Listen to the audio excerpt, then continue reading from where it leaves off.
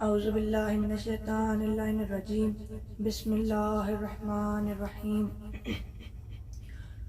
پہلے تو میں آپ جو بھی محبان اہل بیت ہیں، نبی کے چاہنے والے ہیں، نبی سے بہت زیادہ محبت کرتے ہیں، ان سبھی حضرات کی خدمت میں اس ہفتے کی مناسبت سے خوش آمدید پیش کرتا ہوں۔ ان سبھی حضرات کی خدمت میں خوش آمدید پیش کرتا ہوں اس ہفتہ وحدت کی، 12 ربیع الاول کی، 17 ربیع الاول کی۔ یہ ہفتہ وحدت آیت اللہ خمینی رحمۃ اللہ علیہ نے شروع کرا تھا۔ کس لیے؟ ان کا مقصد کیا تھا، وجہ کیا تھی اس ہفتہ وحدت کا شروع کرنے کی؟ ان کا جو مین موٹیو تھا، جو مقصد تھا، وہ تھا اتحاد، یعنی اتحاد کرنا۔ اتحاد کا مطلب ایسے سمجھیے، مثلا ایک اتحاد جو شروع ہوگا، جیسے اتحاد کی ہم بہت زیادہ بڑے بڑے اسٹیج لگتے ہیں بہت جگہوں پر، ایران میں بہت بڑے بڑے باہر روڈوں پر اسٹیج لگتے ہیں، پروگرام ہوتے ہیں، ان میں بڑے بڑے خطباؤں کو، مولویوں کو، دانشوروں کو بلایا جاتا ہے، اور اس میں بلانے کے بعد وہ اتحاد پر بولتے ہیں، اتحاد پر سمجھاتے ہیں، لوگوں کو اتحاد کی تعلیم دیتے ہیں۔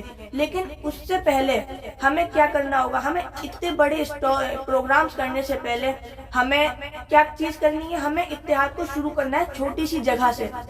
چھوٹی سی جگہ مانی گھر، ایک گھر سے ہمیں اتحاد کو شروع کرنا ہے، چھوٹے سے گھر سے ہمیں اتحاد کو شروع کرنا ہے۔ یعنی جیسے ایک گھر میں کوئی بزرگ ہے اور وہ بزرگ کسی مسئلے پر ہاں کہہ رہا ہے، تو اس کا مطلب بس ہاں، گھر کے تمام فردوں کو اس بزرگ کی بات ماننی ہے، اور اگر وہ کسی چیز پر منع کر رہا ہے، کسی چیز کو کرنے کے لیے منع کر رہا ہے، تو اس کا مطلب یہ ہے کہ ہمیں وہ چیز نہیں کرنی ہے۔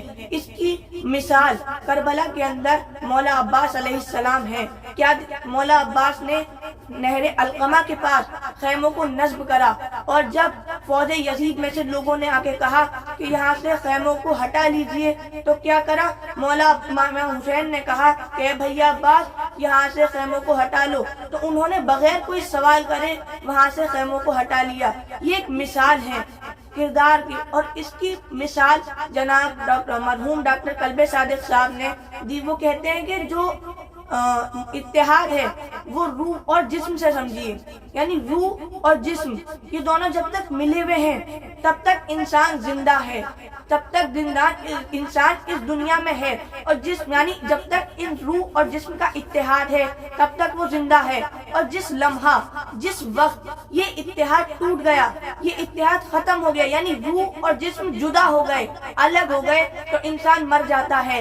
اسی طریقے سے، اسی طرح جیسا جب تک فرقے قومیں آپس میں اتحاد رکھیں گی تب تک وہ فرقے اور قومیں زندہ ہیں، اور جس لمحہ یہ اتحاد ٹوٹ گیا تو آپ یہ سمجھ لیجئے گا کہ فرقے یا قومیں، وہ قوم مر چکی ہے۔ واقعی